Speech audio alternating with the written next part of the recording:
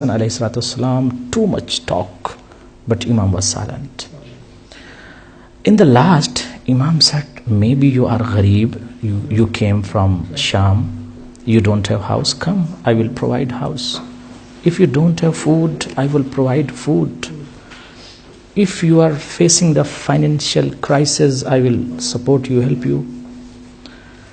After that, once Imam didn't reply to him, he said, Yabna, Ya Hassan ibn Ali ibn Abi Talib, حينما جئت من الشام, when I came from the Sham or from Damascus, I was your enemy, but I started to speak against you, and you were silent, no answer. And once you answered me by your moral and akhlaq, I understood what is the actual message of Islam. And if we want to take the message or qualities of Islam, we have to come to take from you. And from now, I love you. From now, I love you. Why? Because of moral. We have to learn from Imam Hassan, from Imam Hussain ﷺ. Imam Hussain was going to, for example, Karbala, or he was on the journey. Hur came to Imam Hussain ﷺ, and little bit to 1 or 2 minutes. You know that Imam, that time he has lot of water for kids, for children, for everybody. But when Hur came and he was trying to stop the Imam Hussain ﷺ, Imam ﷺ answered him. You know what was answer. After that, Hur said to Imam Hussain that I am so thirsty. We all need water. And you know that this water Imam Hussain brought from Medina or from Mecca for Karbala, for children, for kids. But that time Hur was enemy of Imam Hussain ﷺ. He was not the lover of Imam Hussain ﷺ that time completely. You can say that maybe he has a lot of law inside, but he was trying to capture the Imam or to take Imam to Karbala or anyway.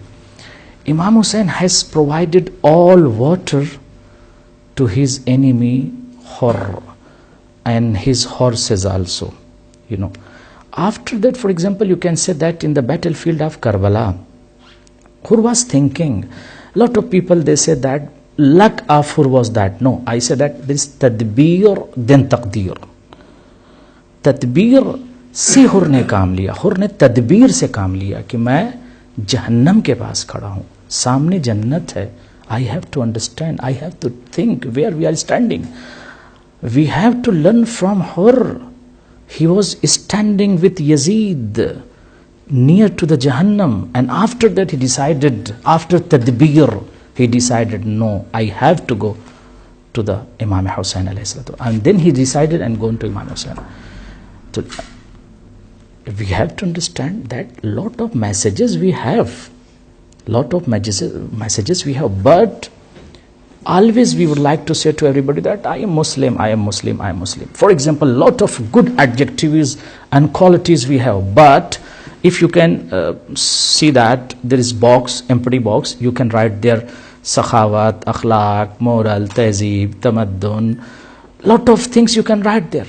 But if there is no in the practical, for example, in insan or human, if there is no practical Islam, we can't say that is insan. Why? Because lot of word he has information, but in practice, no akhlaq, no hilm, no taqwa, no muhabbat. Because of these problems, we are facing everywhere problem. As Prophet of Allah said to us, that's utlubul ilma minal mahdi ilal lahid. What does it mean? Seek knowledge from cradle to grave. That does not mean that only Islamic education, all education you require in your life.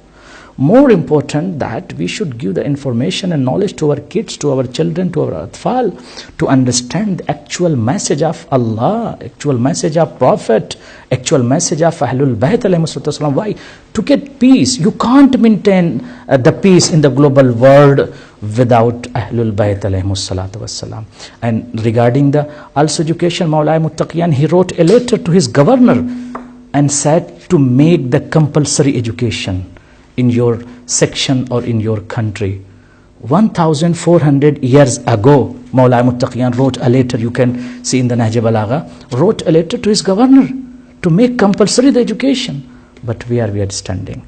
We follow the other education system at our, like respected brother Maulana Jazari said.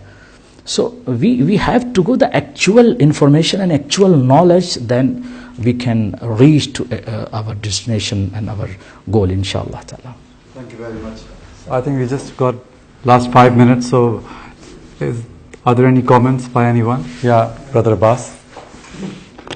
Education today, or religious education among the people at large, or the young people at large, is much, much more than it ever has been, if you take the last 50 years or 40 years. And the young people are far more educated now than they've ever been. And we have to be proud of that.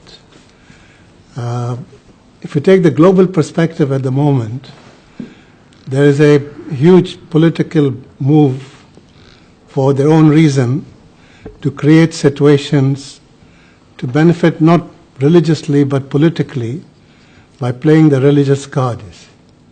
And you've seen that in Pakistan, you see that in Yemen, you see that. For example, Yemen, anyone who knows Yemen, as we do for the last many years, they've had 2 or 3 tribes there. They've always understood each other. Whatever the problem they come, they understand and find the solution between themselves. Suddenly you have a wave now of trying to create it as a sectarian situation, which is absolutely not true, you see. And the destruction and that for political reasons, not for any other reasons, political and probably the need for taking more areas of land. So I think we must not mix that up with the aspect of religion or sectarian problem that exists. I think this is a phase that is going through which will pass in the next not too many years. For example, to give you an example, I mean, Syed mentioned about the aspect of his visit in Lahore and 150 students writing the same thing. I was just wondering if one of the students had written real facts, what he had in mind, he'd probably not be able to survive going out of the doors.